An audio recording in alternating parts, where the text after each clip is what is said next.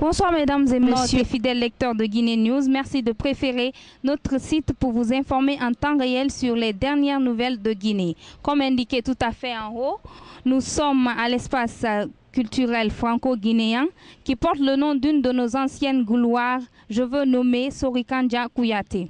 Nous venons aujourd'hui pour vous mélomanes, amoureux et passionnés de la musique, à la rencontre d'une star qui nous vient tout fraîchement d'une tournée dans 20 pays à travers le monde. Bon nombre d'entre vous devinent déjà de qui je veux parler. Il s'agit du prix découverte RFI 2011 Seattle. Elle est de retour au Bercail pour boucler sa tournée à l'occasion de la fête de la musique. Suivez-moi et allons à sa rencontre.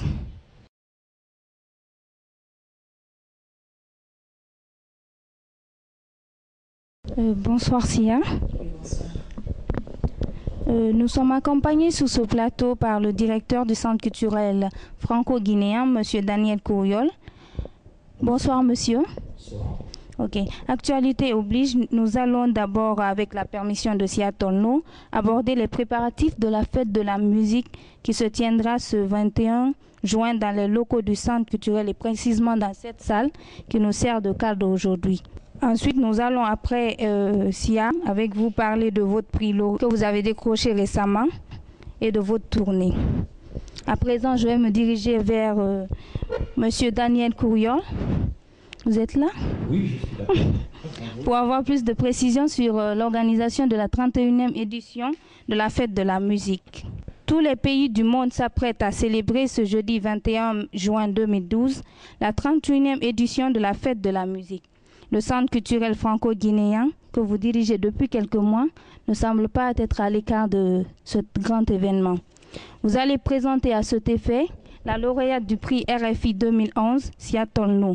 Pourquoi ce choix? C'est un choix d'évidence. Alors effectivement, ça fait 30 ans qu'il y a une fête de la musique, qui au départ était une fête nationale et qui est devenue internationale. Tout simplement parce que dans beaucoup de pays au monde, ça correspond au début de l'été, à des moments où on est peut-être plus ouvert, plus disponible. Et je crois que c'était une belle invention qui est née en France, mais qui a évidemment une vocation tout à fait internationale. Alors lorsque j'ai pris mes fonctions il y a effectivement quelques mois, une lauréate que je ne connaissais pas encore était lauréate donc, du prix RFI Découverte, Seattle. Et je pense que c'est un signe fort parce qu'elle a des qualités musicales incroyables, une voix tout à fait superbe. Je pense que ce prix est une vraie reconnaissance de son talent. C'est un début et elle a la sagesse, je crois, de considérer qu'un prix n'est pas un aboutissement, mais en fait est un point de départ, une manière de l'engager à progresser encore dans son art. Et c'est bien la raison pour laquelle RFI, en partenariat avec l'Institut qui représente l'ensemble des centres culturels français et d'étrangers, a décidé de l'inviter pour une tournée sur l'ensemble de l'Afrique. Et à partir de là, je crois que le choix du Centre culturel franco-guinéen était très simple. Il était, je crois, normal, évident de l'accueillir en fin de tournée. Normalement, la fin de tournée était le 12 juin. Alors j'ai appelé le producteur en disant vraiment, ça serait bien qu'on puisse décaler de quelques jours pour que cette fête de la musique soit en fait un point d'orgue pour Seattle, pour sa tournée, pour ces musiciens que je salue, parce qu'ils l'ont merveilleusement accompagné. Ils sont guinéens, donc c'est un retour au pays. Mais je crois que c'est aussi un retour dans un lieu qui lui a apporté chance, parce que c'est là où elle a fait ses débuts, où elle a commencé à être reconnue. Mais vous savez que dans ce métier, on fait beaucoup de châteaux de sable, c'est-à-dire qu'à chaque fois, il faut à nouveau prouver, à chaque fois, il faut remettre sur le métier 100 fois l'ouvrage, et elle a le tempérament pour le faire, elle a le talent, et j'espère que le public sera au rendez-vous. Okay. Les préparatifs avancent-ils à bon train? Disons à quelques jours maintenant de l'événement, est-ce que tout est mis en place pour pouvoir réussir cet événement? Oui, tout est mis en place, mis en œuvre. Bien sûr, toute l'équipe du CCFG est totalement mobilisée. Les répétitions ont débuté aujourd'hui. Nous sommes ici sur la scène où se déroulera le concert. J'ajoute que comme nous attendons beaucoup de monde, nous allons installer un écran géant dans la cour intérieure du CCFG pour ne pas décevoir le public, c'est-à-dire accueillir évidemment le plus grand nombre de personnes possible. Et puis, naturellement, ceux qui sont dans l'ombre, je pense notamment aux techniciens du son, de la lumière, sans lesquels, évidemment, un tel spectacle ne serait pas possible, eh bien, sont en train de prendre leur marque avec Seattle No, avec ses musiciens, pour que ce spectacle soit le meilleur possible et puisse être le vrai reflet de son talent. Comment va se dérouler le programme de la journée? De la journée, très simplement, 19h30, nous sommes tous dans les affres du début, n'est-ce pas, d'un spectacle. Il y aura bien sûr quelques discours pour remercier l'ensemble des partenaires. Je pense bien sûr à l'ambassadeur de France, parce que cette tournée était voulue par l'Institut français, qui est le bras séculier, n'est-ce pas, de la politique culturelle française à l'étranger, à travers notamment l'Institut. Il y aura notamment les personnalités de Total Guinée, sans lesquelles, là aussi, ce concert n'aura pas pu avoir lieu, qui nous accompagnent dans le cadre d'un partenariat que nous avons signé il y a quelques semaines. Donc, toutes les forces vives qui ont permis véritablement que ce concert puisse avoir lieu seront ici, présents au rendez-vous. Et après, je vais dire que c'est à l'artiste de jouer, d'interpréter, mais alors ça, j'ai vraiment une absolue confiance. Okay. À côté de Sia, est-ce que vous allez donner la chance à d'autres artistes guinéens de pouvoir montrer leur expérience sur scène? Puisque c'est la fête de la musique, c'est pour tous les artistes en quelque sorte. Alors, c'est vrai qu'une fête de la musique se veut être ouverte à l'ensemble des artistes, mais ce concert est un concert particulier parce qu'il s'inscrit dans le cadre de la fin d'une tournée et veut rendre hommage à une nouvelle génération d'artistes guinéens que représente parfaitement Seattle No. Donc sur le reste de la saison, nous allons donner l'occasion à d'autres artistes de se produire. Nous avons beaucoup de cafés-concerts qui sont des lieux de découverte et qui permettent aux artistes de faire leurs premières armes. Donc je crois qu'il y a un temps pour toute chose, il y a un temps pour une fête, mais qui est aussi un point d'or, qui est un hommage à une artiste qui vient d'une tournée africaine, et puis il y aura d'autres moments avec d'autres artistes pour leur permettre de se frotter pour la première fois au public. Okay. Avez-vous des partenaires qui vous accompagnent dans cette aventure, notamment le ministère de la Culture? Alors, nous avons des partenaires, je les ai cités tout à l'heure, c'est l'ambassade de France, c'est l'Institut français, bien sûr l'Institut français de Guinée, le CCFG, et puis le groupe Total Guinée, qui est le partenaire principal de cette fête de la musique. Le ministère de la Culture, dans tout ça, il ne vous accompagne pas? Le ministère fait partie de notre puissance de tutelle, vous savez, comme l'ambassade de France, donc il sera présent à nos côtés à cette occasion. À présent, on va revenir à notre star, mais Monsieur Daniel, vous allez rester juste à côté de nous. Sia, actuellement, tu fais la fierté du pays à travers, au-delà même de nos frontières. Je rappelle que tu es lauréate du prix RFI 2011 que tu viens d'avoir au mois de septembre de l'année dernière. Maintenant, après des albums sortis tels que La Voix de la Forêt en début de ta carrière et Sanga qui signifie la souffrance en 2009 avec l'aide de Manfila Kanté qui n'est plus de ce monde, l'album My Life a été récompensé l'année dernière, prix découverte RFI 2011 devant des concurrents comme Mezzo du Sénégal, Black Kayo du Ghana ou encore notre confrère ici, Eli Kamano. Comment as-tu travaillé cet opus pour te classer en tête des finalistes? Je commence par dire que je ne me suis jamais préparée pour un concours. L'art, c'est quelque chose qui vient du cœur et on fait déjà parce que c'est notre passion et pas l'amour. Donc, qui gagne le prix maintenant, ce n'était pas préparé pour ça. Et My Life a eu beaucoup de personnes cette fois-ci, comme les professionnels. C'est que j'ai travaillé avec les professionnels guinéens. On a commencé tout ce qui est la base traditionnelle. Ici, dans le studio, Moïse Kanté. Ok. Et après, à Paris, avec un arrangeur français, c'est la raison pour laquelle elle est aussi métissée. François Béan, qui a travaillé aussi avec beaucoup d'autres Africains, grands Africains. Donc, j'ai jamais passé au prix RFI. Ok, ce jeudi 21 juin, vous allez boucler votre tournée. Peut-on savoir à quoi le public mélomane peut s'attendre ce jour? Oui, là, le groupe est très très fort. Les gens qui seront sur scène. J'aimerais pas trop dévoiler ce qui va se passer sur scène parce que c'est un peu notre secret. C'est la surprise au public. Donc, on a déjà fait beaucoup de pays, donc ça prouve qu'ils nous sont mieux et à la maturité dans ce qu'on fait en ce moment. Donc, la Guinée aura la chance de découvrir un groupe plus mature dans le sens de concert. Et donc, vous allez voir un peu la raison pour laquelle tout Afrique nous a bien, nous a bien accueillis d'abord et aimé surtout ce qu'on faisait dans tous ces pays. Donc, la Guinée aura la chance, en tout cas c'est le dernier concert comme ça, ça veut dire qu'il y aura plus d'effets, parce que nous-mêmes là on serait contents de faire un dernier concert de PRFI. Okay. Tu as parcouru combien de villes, combien de continents et avec combien de groupes, durant combien de temps? On a eu la chance de parcourir peut-être 25 pays et 27 concerts. Hein?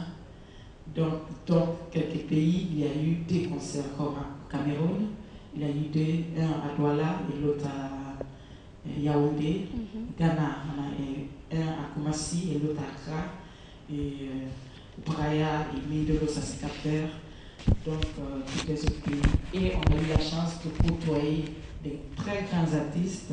D'ailleurs, même les concurrents aussi, les rivaux, les gens qui se sont présentés pour le PRFI.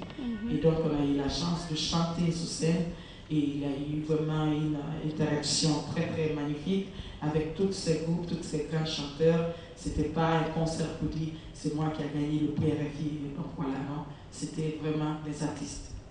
Les artistes et pour de bonne foi. Et donc, on a rendu service aux artistes qui ne sont pas connus dans les pays comme Kigali.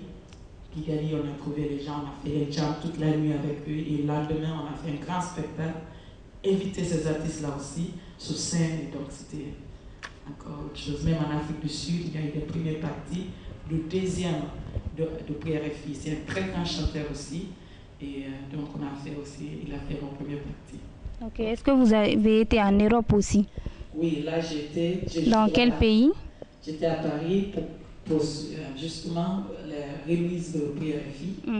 Et aussi j'étais en Allemagne pour Africa Festival, grand festival aussi, et Île de la Réunion pour Sakifo, festival Sakifo. Comment les gens vous ont accueilli là-bas? Comment vous avez trouvé les populations? Oui, les gens ils étaient chaque fois sur scène.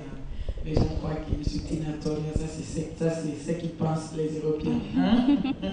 Et les concerts, ils ont été très magnifiques, c'était magnifique. Et partout où on a été, que ce soit en Afrique, en Europe, c'est toujours la même chose. Okay. Sia, élève de l'école des cabarets de Conakry, vous vous retrouvez aujourd'hui très célèbre sur le plan international. Comment on peut dire quelque part aussi que vous êtes qualifié un peu, vous êtes habitué un peu des prix, parce que le premier album, La Voix de la Forêt, a été récompensé par un djembé d'or dans la catégorie meilleure voix féminine de l'année. Et vous avez eu le 3e prix de l'émission Africa Star à Libreville. L'album My Life aussi a été primé meilleur album 2012 à Cuba. Comment est-ce que d'où vous tirez réellement tous ces succès? Comment vous faites? C'est tout naturel, ça n'a rien à voir avec la célébrité. Aujourd'hui, je ne peux pas dire que je suis célèbre, non, je ne crois pas. Seulement que je travaille et j'ai eu la chance d'avoir une équipe aussi derrière, parce que je suis là devant, mais il faut que les gens qui comptent m'entourent. Et j'ai eu la chance d'avoir un groupe en Guinée qui sont très, qui aiment surtout mes chansons, d'abord ça commence par ça, et qui croient à la musique. Et donc, tout ce qu'on fait là, les albums, mon album gagne les prix, c'est l'âme de la chanson qui suit l'album. Ce n'est pas moi qui fais quoi que ce soit, c'est les gens qui proposent, c'est les gens qui travaillent derrière, et moi je fais qui travaille avec mon cœur. Et donc, c'est ça que les gens ressentent et qui acceptent ce que je fais. Maintenant, nous ne sommes pas encore célèbres. On travaille encore. Hein? Alors, tu es sur le bon chemin, on dirait. Vous liez votre musique au rock, c'est votre marque de création pour une artiste guinéenne. Comment avez-vous forgé cette pratique? C'est les cabarets, c'est mon passé qui joue sur moi. Parce qu'il y a les cabarets, on jouait toutes sortes de musique. Et donc, c'est qui allait mieux avec ma personnalité, un peu la musique forte. Et parfois très douce. Donc, je me voyais plutôt dans la musique un peu plus chaude comme le rock. Tu vois? Donc, la raison pour laquelle les balles, c'est aujourd'hui, en écoutant la musique, vous allez ressentir cette chose qui m'a habité depuis longtemps dans les bars et les cabarets. C'est mon école de la musique qui m'a rendu ça. Okay. Chers téléspectateurs, je rappelle que nous sommes en compagnie de Sia Torno, la vedette de la musique rock and roll en Guinée. Sia est née le 21 février 1975 à Guékédou, c'est ça? Ville guinéenne proche de la frontière de la Sierra Leone et du Libéria. C'est à Freetown, capitale de la Sierra Leone, où son père enseigne le français, qu'elle passe l'essentiel d'une enfance qui n'a rien d'idéal, a-t-on appris. Est-ce une réalité? Oui, j'ai grandi aussi difficilement comme beaucoup d'autres enfants. Ça, c'est une réalité africaine d'ailleurs mondiale, parce qu'aujourd'hui, les parents ont les idées de la vie et qui fait qu'il y a toujours une séparation entre les enfants et les parents. Et comme mon père, en tant que professeur de français, je sais que je ne suis pas l'exemplaire parce que mon français n'est pas aussi bon. Mais c'est quelqu'un de très dur de caractère, quelqu'un de très fort, quelqu'un qui croit en lui-même et qui pensait que c'est ce qu'il veut qui doit se passer. Mais le destin a tout changé. Et donc, il y avait toujours une pression à la maison de mon père et ma marade. Mais la raison pour laquelle j'ai jamais eu la honte, parce qu'il y a des gens, en Afrique, on a honte de parler de son passé. Merci. Mais j'ai pas peur de parler de mon passé parce qu'à aucun cas, j'ai jamais été menteuse ou voleuse, tu vois. C'est seulement un passé d'enfance qui est là et qui est d'ailleurs la réalité de beaucoup d'autres personnes. Donc, la raison pour laquelle j'en parle, c'est surtout pour aider les autres enfants, de leur donner l'espoir, pour qu'ils sachent qu'on peut mal commencer dans la vie et terminer bien, et d'ailleurs meilleur que ce que je suis en train de faire en ce moment. Parce que l'enfance est très tôt dure quand il n'y a pas la protection. Et beaucoup d'enfants risquent de tomber dans l'alcoolisme et la drogue surtout, juste à cause d'une dépression familiale. Donc, parfois, quand ils regardent la télé, ils voient qu'il y a une grande sœur qui parle de toutes ces choses et qui s'est battue pour s'en sortir. C'était pas facile. Jusque-là, je n'ai pas parce que j'ai tout appris moi-même. J'ai pas eu la chance d'avoir une mère à côté. Oh, tu sais, elle ne va pas là-bas. Non. C'est quand je vais, ça ne va pas, je dis, je sais que c'est pas bon. Tu vois? Oui. Donc, beaucoup d'enfants sont aujourd'hui dans la réalité là. Donc, moi, je fais plus partie. Donc, ça aide beaucoup. C'est une façon de dire, on peut grandir. Même avec rien, on peut grandir. Si à votre père, vous préférez permanemment avec des livres, comment est-ce que vous avez atterri dans la musique? Mais là, maintenant, c'est ce qu'on appelle... parfois, les gens, ils arrivent à dire que tu as un don. Ça veut dire que tu as quelque chose que tu n'as jamais appris. Ça vient comme ça, et tu aimes, et les gens aiment quand tu le fais. Tu comprends? Donc, mon père, c'est un homme de lettres. Donc, c'est naturel qu'il pense que tous ses enfants les grands, des ministres. Ouais. Et bien, c'est ça. C'est pas pour autant que je n'ai pas appris. Je suis allée à l'école, j'ai fait mon premier bac, mais je n'avais pas peut-être assez de soutien pour pouvoir continuer parce qu'il y a eu des problèmes, parce que j'ai aimé la musique. Et la musique est un virus aussi, que quand ça te pique, tu as l'air d'abandonner tout dans ta vie à cause de la musique. Elle est très jalouse de la musique. Une fois que tu te dis, je suis musicien ou je suis artiste en général, il y a autre chose qui se passe dans ta vie. Tu te maries directement avec ce métier. Okay. Tu vois, il y a cet esprit qui vient en toi et tu vois rien de tout ce que tu fais maintenant tant que tu n'as pas chanté. Autant que tu n'as pas dessiné, autant que tu n'as pas joué ton instrument, c'est comme si tu n'as rien fait de la journée. C'est une virus qui pique et personne ne peut se bloquer. Ah, je suis artiste, mais bon, je vais faire autre chose. Tu pourras faire autre chose, mais on verra toujours qu'il y a quelque chose qui te manque. C'est cette brique qui s'appelle la musique. Ouais. Ok.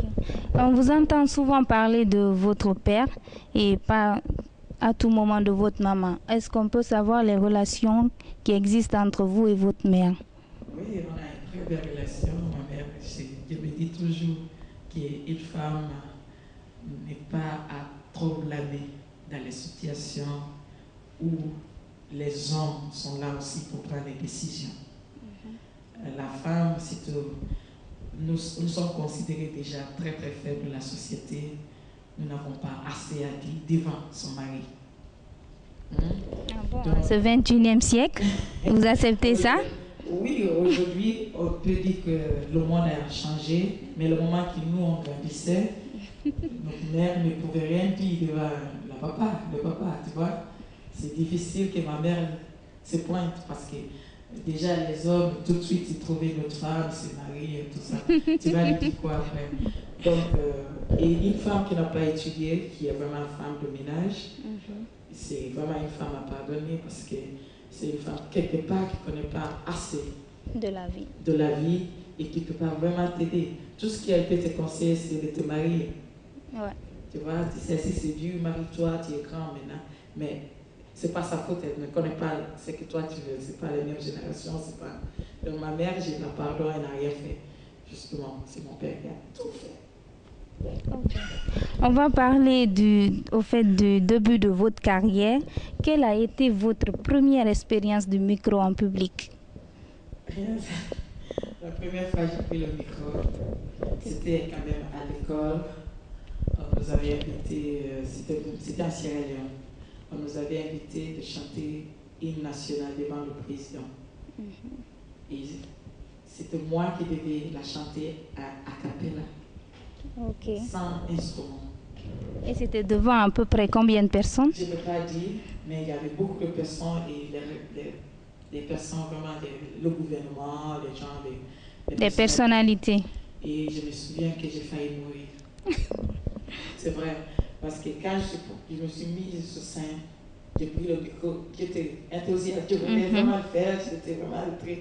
Et une fois que j'ai commencé à chanter, quelque chose s'est passé dans ma vie, j'ai failli mourir parce que j'ai tremblé.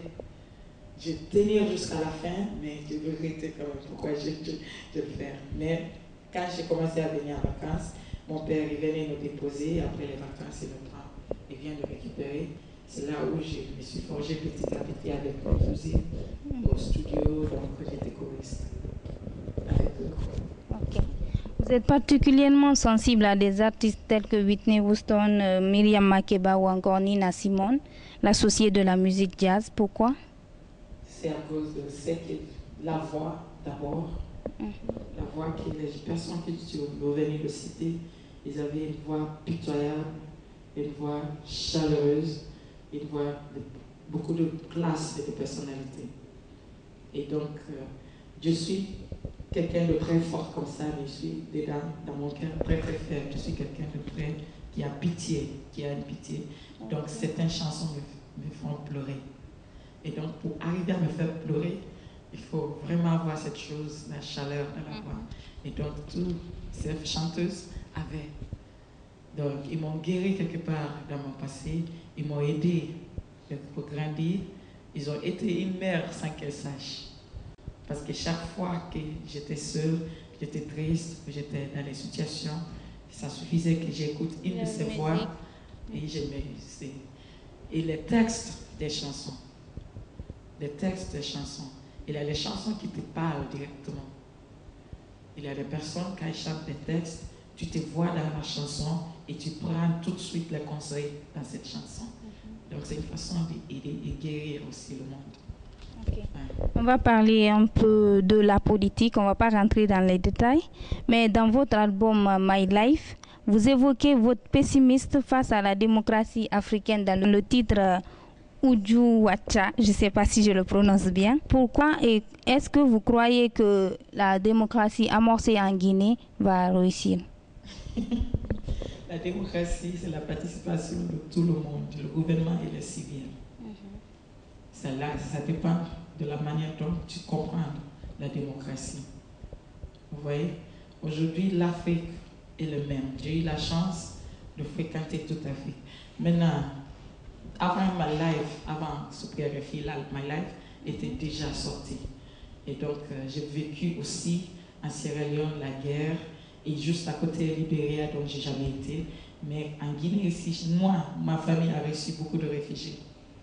Vous voyez? Et je sais que c'est juste de la malentendu, juste à cause de cette démocratie qui n'a jamais été propre et clean. Aujourd'hui, nous sommes esclaves quelque part de notre propre avenir. Nous ne pouvons pas dire ce qu'on croit, nous ne pouvons pas voir la réalité en face. Et donc, qui n'a rien à voir avec la démocratie. Vous voyez? Donc, c'est une façon de dire la démocratie, la démo-killing, une démo-tuerie, une façon de tuer les gens intelligemment, sans souci, sans qu'ils sachent qu'ils ont été tués. Mais elles respirent encore, mais ils sont handicapés de quelque chose. Ils n'ont pas. L'avenir est noir. Tu es là, tu te bats, tu sais pas. Ton avenir est juste noir. Tu vois, juste à cause de certaines personnes qui croient que l'Afrique ou nos pays les appartient. Ce sont eux qui gèrent aujourd'hui et demain et jusqu'à l'éternité. Est-ce que tel est le cas pour la Guinée actuellement? La Guinée actuellement, comme moi, je te parle là. Je viens juste d'arriver. Mais je crois que ça ira. C'est ce que je dis toujours. Aujourd'hui, en tant qu'artiste, je ne peux pas dire aux gens, écoute, juste parce que les gens se plaignent qu'il n'y a pas d'argent. Tout le monde se plaint qu'il n'y a pas d'argent.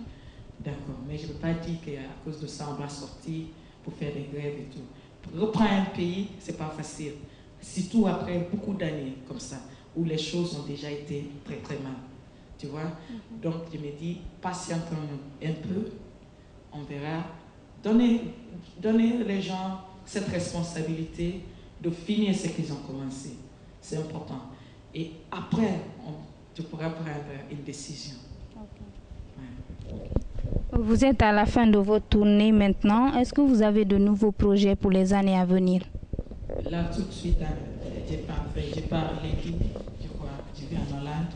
J'ai des concerts, des festivals en Europe, en Hollande et pour le moment Toulouse et Marseille.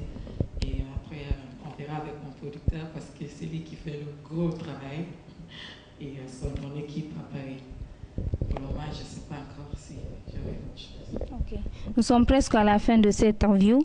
Qu'est-ce que le prix Découverte RFI vous a réellement procuré comme sentiment?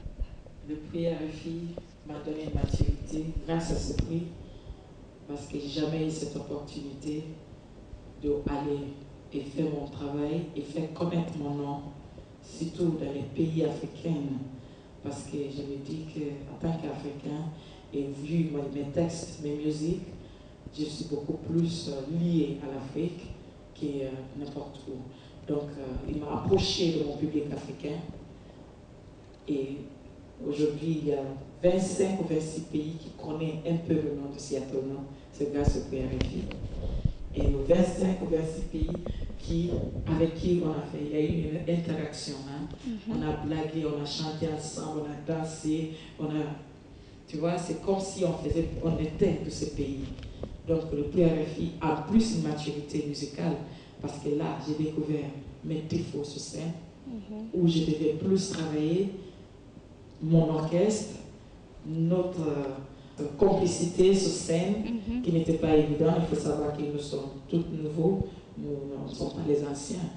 Et avec le groupe, c'est mon premier groupe africain, le premier groupe guinéen d'ailleurs. Tu vois? Et donc, on avait vraiment besoin de ça. Et aujourd'hui, nous sommes comme une famille. Et on a vraiment assuré. Ils sont vraiment assurés derrière moi. Et ces 26 pays parlent de nous. Parce que même dès qu'on quitte les pays, on attend les échos. Donc, c'est grâce au prix RFI. Donc, je souhaite à toutes les artistes de gagner un prix comme ça pour eux-mêmes. Parce que ça forge Nous, on a eu les formations un peu à la route, dans les rues. Nous savons peut-être chanter, mais on avait beaucoup de manque pour ce qui concerne le métier. Vous voyez comment elle a gardé son énergie. Parce que quelqu'un qui fait chaque 2 jours, 3 jours un concert, tu ne peux pas venir crier comme ça, comme si c'était ton dernier concert. Hein? Mais c'est grâce à cette tournée, il y a une maturité et une façon d'être responsable sur ça. Ok. Est-ce que vous pouvez présenter le groupe qui vous a accompagné? Le Muzungu. Papa Kouyaté à la basse. Et ma Binti Kamara est la choriste. Voilà. Les autres sont partis parce qu'on ne se peut pas. Venez nombreux. Voilà. Ok. Est-ce que vous pouvez adresser un message particulier à vos milliers de fans qui vous suivent présentement sur Guinée News? Bon, on vous aime et on vous invite le 21 que vous allez voir et découvrir une autre dimension de ce que nous pouvons être. Merci. On vous invite le 21 pour ne pas oublier. Ok, un acapella pour finir. Quelle chanson? Aïe aïe. Okay.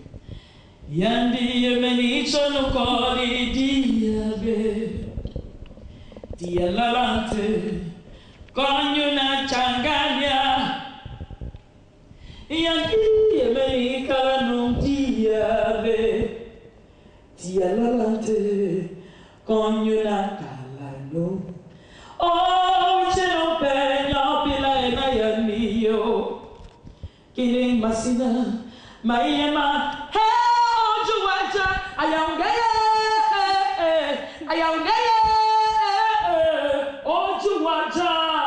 on vous invite jeudi le 21 de ce mois. Ok. Avant, je crois que notre directeur aussi va nous faire un acapella pour la fin, pour la fin de cette interview. On aura une grande surprise sur scène le 21 parce que monsieur n'est pas seulement un directeur. Il est aussi musicien. Châtelleno a chanté partout, à Capella, à Conakry. Voilà. Non, mais c'est formidable. Je sais que c'est le début de la saison des pluies. Oui. Donc on va rester là. Simplement, vous posez une question très juste. Est-ce qu'il va y avoir des jeunes, etc. Et que les jeunes viennent nombreux pour voir que la jeunesse est capable de talent, est capable de se produire d'une manière magnifique, d'avoir des tournées. C'est pour eux l'occasion de croire en leur avenir. On le fait parce qu'on a des soutiens, mais on le fait aussi parce qu'il y a du talent, et c'est ça le grand message de la fête de la musique, qui est une fête partagée. Et donc, plus vous serez nombreux, et plus nous serons heureux. Voilà, tout simplement. À très bientôt. Ok, à très bientôt, à jeudi. Le directeur a une très grande surprise pour vous parce qu'il sera sur scène avec Sia Tolno. Oui, il m'a même dit qu'il se fera appeler ce jour Daniel Tolno. Et Sia se fera appeler Sia Kouriol. Ainsi s'achève cette interview. Nous avons eu comme invité du jour Sia Tolno, lauréate du prix Découverte RFI 2011, et M. Daniel Kouriol, directeur du Centre culturel franco-guinéen. À la présentation, c'était Mam Diallo. J'ai été accompagnée par mon caméraman, Mohamed Kamara. Je fais un coucou aussi à la directrice adjointe du centre, Mme Oumouteli Diallo. Et merci à tous et restez connectés sur guinénews.org, le meilleur des sites guinéens. Merci. Merci.